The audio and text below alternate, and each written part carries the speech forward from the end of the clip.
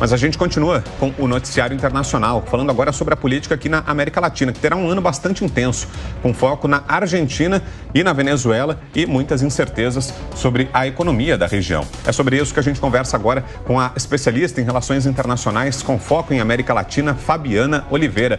Em primeiro lugar, Fabiana, bom dia, seja bem-vinda aqui ao Jornal da Manhã. Feliz ano novo para você. Bom dia, Vitor. Bom dia, Lívia. Muito obrigada. Feliz ano novo para vocês também. E só antes de começar a conversa, eu faço uma ressalva aqui, Fabiana. Como você viu, você estava aqui já aguardando para entrar no ar, a gente está acompanhando o que está acontecendo lá no aeroporto do Japão. Então, havendo alguma atualização, alguma informação de última hora, é possível que a gente interrompa aqui a conversa. Então, já de saída, já te peço desculpas por alguma interrupção que a gente venha a fazer durante a conversa. Mas queria começar então, Fabiana, te ouvindo sobre o resultado da eleição na Argentina e tudo aquilo que se seguiu. É um momento muito tenso aqui na Argentina. O Javier Milei está cumprindo as promessas de campanha, colocando em prática aquele pacote de medidas econômicas duras que ele já tinha anunciado, que geram insatisfação em grande parte da população, mas está fazendo aquilo que ele disse que faria, né? Um enxugamento bastante rigoroso da máquina pública, medidas duras, corte de subsídios que estão fazendo aumentar preços para a população, mas o presidente está levando isso adiante. Será que ele vai conseguir implementar na totalidade essa agenda econômica ou será que essas reações que a gente tem visto, porque sindicatos agora já falam em possibilidade de greve, estamos tendo protestos de rua seguidamente, né? Agora pararam um pouquinho por causa do Réveillon, mas na semana passada antes teve também protestos de rua. Será que isso vai ser suficiente para travar essa agenda do Milei ou o presidente argentino vai adiante, hein, Fabiana? Bom, Vitor, de fato, né, como você destacou, esse início do governo Milei surpreende justamente pelo fato de que em cerca de 20 dias, né, ele já apresentou uma série de reformas que tentam ali colocar em prática justamente algumas das promessas de campanha dele. A campanha, todas as propostas de campanha estiveram muito centradas nessa questão da reforma do Estado, de uma eventual revitalização da economia argentina, né? A questão é que tudo tem acontecido muito rápido. Então, a gente já teve, por exemplo, uma série de liberalização de preços nessas últimas semanas. Essa semana mesmo entra em vigor o aumento das tarifas de transporte público. Então, são muitas coisas acontecendo ao mesmo tempo que tem gerado aí uma certa insatisfação de uma parte muito significativa mesmo da população argentina, até porque o país já vive uma situação social muito debilitada, né? Agora, recentemente, no discurso de Ano Novo, o Javier Milei justamente falou sobre isso, falou sobre a necessidade desse remédio amargo, citou alguns números econômicos e sociais, a inflação galopante, o fato de que nós temos cerca de 4 em cada 10 argentinos abaixo da linha da pobreza, 7 em cada 10 crianças. Ele falou sobre a necessidade de que essas reformas, que são mais de 1.000 decretos, né, que foram já apresentados, seja através do DNU, que foi aquele decreto de urgência, né, apresentado recentemente, seja através da chamada Lei Omnibus, que é um projeto de lei com mais de 600 artigos também, né? Então, nesse discurso ele falou sobre a necessidade de que essas propostas, né, elas sejam então aprovadas junto ao Congresso Nacional, porque do contrário a Argentina viveria uma tragédia bíblica, né? Por outro lado, caso essas leis sejam aprovadas, segundo o Milei, em 45 anos, a Argentina cresceria o seu PIB em 10 vezes e chegaria ao nível do que seria a Irlanda hoje. Tudo parece um pouco difícil de se crer, parece um pouco difícil também de acreditar que esses decretos eles possam ser aprovados na sua integralidade. Existe um processo complicado daqui pela frente. Agora, em janeiro, nós teremos, então, a formação de uma comissão especial, uma comissão bicameral, formada por 8 deputados, 8 senadores. A função dessa comissão é justamente avaliar essas novas normas que o governo Milei tenta implementar, né? É muito cedo, Fabiana, para falar de governabilidade para Milei. A gente sabe que o caminho não vai ser fácil para ele.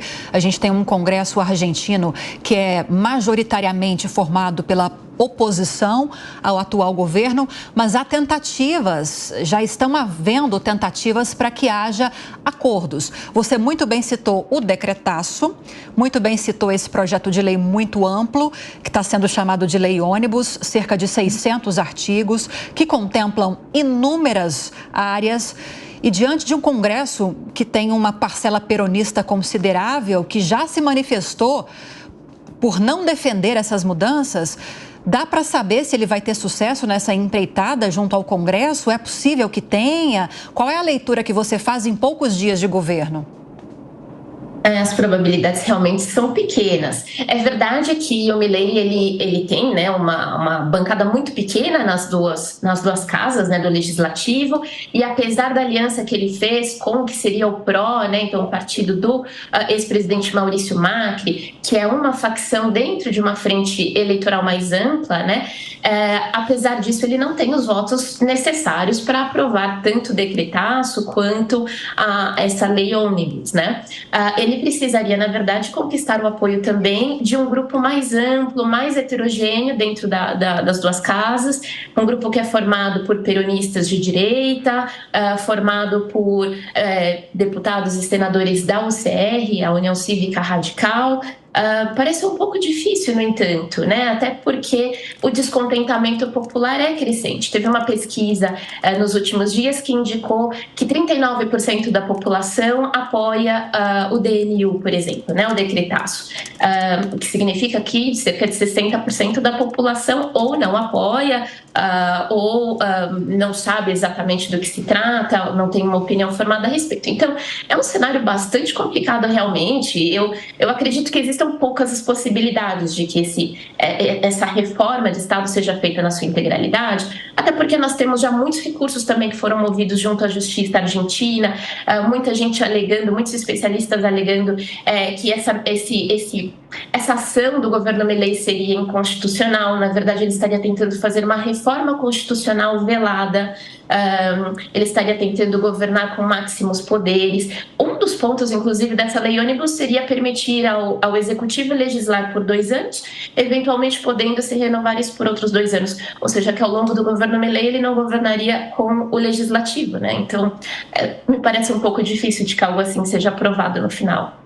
E, Fabiana, queria falar com você também sobre a Venezuela, né? Porque em relação à política latino-americana vai ser outro foco nosso agora nesse ano de 2024. Teremos eleições na Venezuela, mas o cenário me parece ainda muito incerto, né, Fabiana? Eu queria que você falasse sobre isso. Hoje, inclusive, tem a informação de que o ditador Nicolás Maduro disse que não sabe se vai concorrer à reeleição. Ele concedeu uma entrevista ontem, por ocasião do Ano Novo, disse que não sabe se vai concorrer. Nem a data da eleição venezuelana está definida, né? Do outro lado, por parte da oposição, vários daqueles que faziam frente ao regime Maduro tiveram a candidatura barrada pela justiça. A líder da oposição, que ganhou primárias, depois foi barrada. Queria que você descrevesse um pouco para a gente, porque parece muito nebuloso ainda o cenário. O que é que podemos esperar das eleições desse ano na Venezuela? Rapidinho, por favor, para a gente fechar, Fabiana. Claro, claro. Então, de fato, nós temos a expectativa de eleições que devem ser realizadas no segundo semestre, perdão. E exatamente, o Nicolás Maduro colocou agora em questão, né, a possibilidade dele ser candidato ou não. No entanto, o Diosdado Cabello, que seria o número 2 na Argentina, o número 2 na Venezuela, o ex-vice-presidente da Venezuela, ele já disse que o Nicolás Maduro é o candidato natural do PSUV, né, o Partido Socialista Unido Venezuelano, né?